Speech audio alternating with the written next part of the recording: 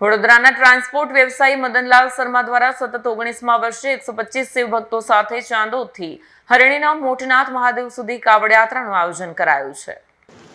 શ્રાવણ માસના આગમન સાથે શિવ ભક્તિનો માહોલ જોવા મળી રહ્યો છે, ત્યારે 125 જેટલા શિવભક્ત કાવડિયાઓ ચાંદોદ ખાતે પહોંચ્યા હતા। વહેલી સવારે મલ્હારરાવ ઘાટ ખાતે નર્મદા સ્નાન કરી વિધિવત પૂજન અર્ચન કરવામાં આવ્યું। ત્યારબાદ નર્મદાજીને શ્રીફળ અર્પણ કરી પવિત્ર નર્મદા જળ કાવડમાં ભરવામાં આવ્યું। નર્મદા જળ સાથે કાવડ યાત્રીઓ ચાંદોદથી વડોદરા હરણી સ્થિત મોટનાથ મહાદેવ મંદિર તરફ પગપાળા પ્રસ્થાન કર્યું હતું। આયોજક મદનલાલ શર્મા દ્વારા સતત 19મા વર્ષે આ કાવડ યાત્રાનું આયોજન કરવામાં આવ્યું છે।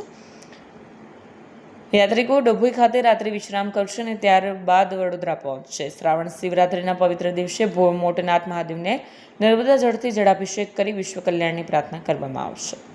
જી આપ જોઈ શકો છો, દર વર્ષની જેમ આ વર્ષ બી શ્રાવણની ત્રયોદશીના દિવસે, શિવરાત્રિના દિવસે ભગવાન શંકરને જે પવિત્ર ગંગાજીનું જળ કાવડિયાઓ ચડાવે છે, એ આજે આ કાવડિયાઓ દર વર્ષની ભાંતિ ત્રિવેણી સંગમ નર્મદાજીનું નીર અને ભરીને આજે પગપાળા વડોદરા જશે। હરણી મોટનાથ મહાદેવના ઉપર અર્પણ કરશે આ જલ।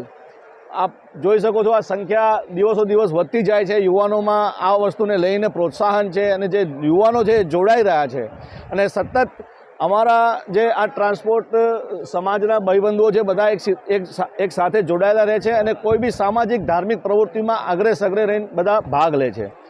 2008થી આ કાવડ યાત્રા ચાણોદથી હરણી મોટનાથ મહાદેવ 2008થી આજ 2026મી વર્ષ છે। આ 19મા વર્ષમાં પ્રવેશ કર્યો છે। કોરોના કાળમાં બી અમે 4 જણ આવીને અહીંથી જળ લઈ ગયા હતા, એટલે અમારી કાવડ યાત્રા અમે લોકોએ અચૂક ચાલુ જ રાખી છે। કોરોના કાળમાં બંધ હતું 17 બધું, તોય અમે 4 જણ આવ્યા હતા અને માં નર્મદાનું જળ અહીંથી ભરીને ગયા હતા અને મોટનાથ મહાદેવ હરણી અમે અર્પણ કર્યું હતું। તો બધા જ દેશવાસીઓને અને બધા જ ગુજરાતવાસીઓને અને બધા જ મારા દેશવાસીઓને હું આ શ્રાવણ માસની શુભેચ્છા પાઠવું છું અને બધા મારા ભાઈબંધુઓને એવી શુભેચ્છા છે કે આ શ્રાવણ માસમાં બધા જ નેક કામ અને ધાર્મિક કામ આપણે કરવા જોઈએ અને આપણા સનાતન ધર્મનું પાલન કરવું જોઈએ।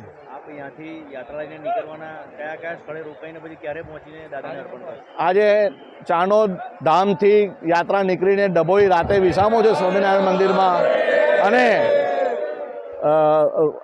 આવતીકાલે રાતે પહોંચી જશે મોટનાથ મહાદેવ હરણી અને મંગળવારે ત્રયોદશીના દિવસે, શિવરાત્રિના દિવસે ભગવાન શંકરને જલ ચડાવવામાં આવશે। વિડીયો જર્નાલિસ્ટ ફઝલ રઝા ખત્રી સાથે સરિયા ટીવી ન્યૂઝ ડભોઈ।